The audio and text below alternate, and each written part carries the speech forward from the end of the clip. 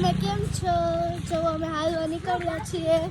રામજી મંદિર આવી ગયું છે અને હવે વોલ પૂરી થાય ત્યાં સુધી અમારે જવાનું છે. જો પાછળ જો સિયાન્સ ચાલે છે.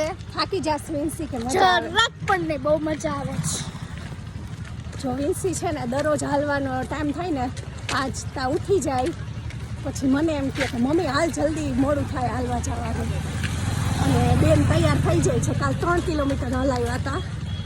જોડાવ્યા સુધી આજે એટલું બધું નથી હલાવવું, આજે 2 કાલ કિલોમીટર. તમારો પગ દુખવા આવી ગયો હતો એટલે આજે થોડીક દયા કરી.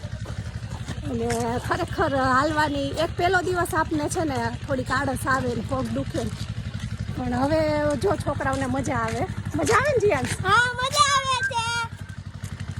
હાલો મમ્મા, અહીંથી વળી જવાનું. મમ્મી જો આ બાજુ કેવું મસ્ત વાતાવરણ છે, નદી છે અહીંયા, પછી ઘણા બધા ઝાડવા છે, સૂરજ દેખાય છે. આવું નેચર ક્યારે જોવા મળે બધું?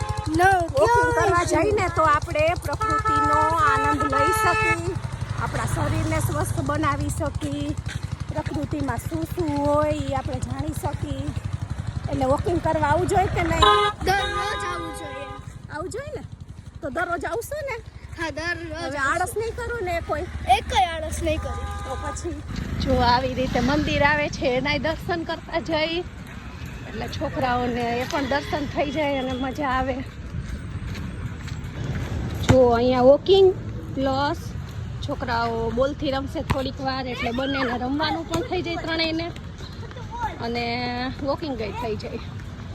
ટાઈમ પાસ જેવું ત્રણેય ભાઈ બહેન સાથે રમી શકે. ચાલો તમને પણ આજ તો દર્શન કરાવું રામજી ભગવાનના.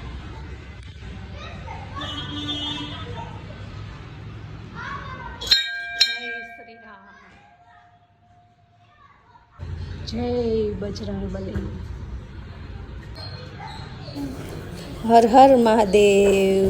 જય ભોલેનાથ. તું કેમ બેસી ગયો? થાકી ગયો?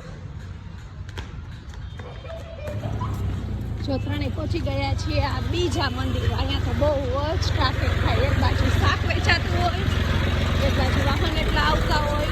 હવે મસ્ત મંદિરે બધા રમે, અહીંયા મંદિરે દર્શન કરે.